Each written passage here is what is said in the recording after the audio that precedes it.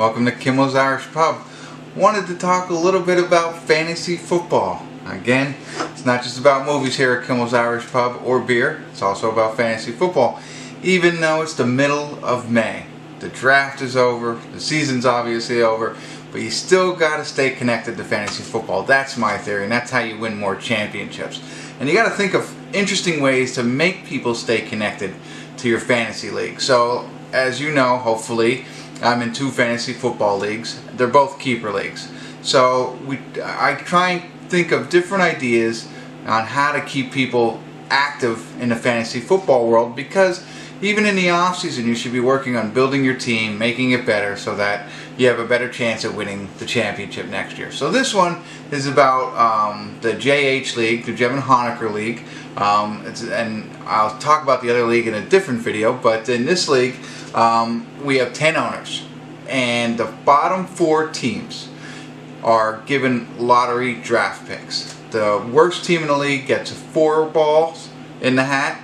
The second to last team gets 3, 2, and then 1. You can see how that works. So we don't know who picks first, second, third, or fourth in this league just yet. So that stops people from throwing games at the end of the year so that they can have the first draft pick. That's why we have the lottery in place. In addition to that, as I mentioned, it's a keeper league. And in a keeper league, we have it set that if you keep 4 players, you lose your first round draft pick. So you start picking in the second round. If you keep 3, you still have your first round draft pick. So, you know, it creates an interesting thing. And then what we do, after the Saturday after the NFL draft, everybody is required to send a letter in. And this makes it even more interesting. So these are all sealed letters from each owner in the league. And they're all here.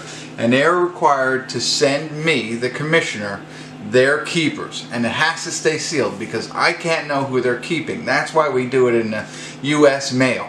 I know it seems archaic in this digital world now and today, but this is the way we do it so that I can't see who they keep, because that might change my mind on whether I want to keep 4 or 3. If I think I might have a better pick in the first round, I might pick 3 if I knew everybody else had kept 4 people. For instance, everybody kept 4, and I knew that if they sent it to me and I could read these, then I'm saying, okay, I'm going to just keep 3 and have the number 1 draft pick. So that's why we do this piece of it, and we keep it sealed. And now, once I have all of these and I get another owner in the league, we're going to record the lottery. So we'll pull the names out of the hat. I can't do it by myself because I could be impacted. I actually own a lot of the lottery balls this year for various trades. And so I can't do it, or people would just think I cheat. And I don't want that to be thought, even though I'd film it, and of course I'm always honest.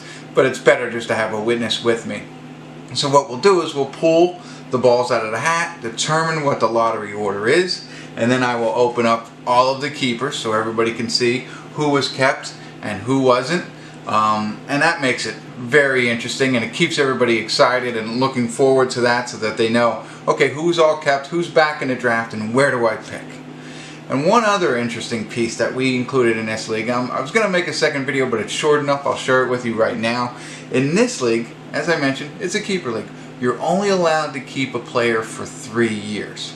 So if you kept Todd Gurley, which I did, I kept him for 3 years. He played on my team for 3 years. I had to trade him before we named keepers. If I didn't, I couldn't keep him again, and I had to throw him back in the draft. So it's obviously better to trade him and get something for him rather than throwing back into the draft for nothing. So there are 2 different things that you can do to make it more interesting in the off-season for your fantasy football leagues.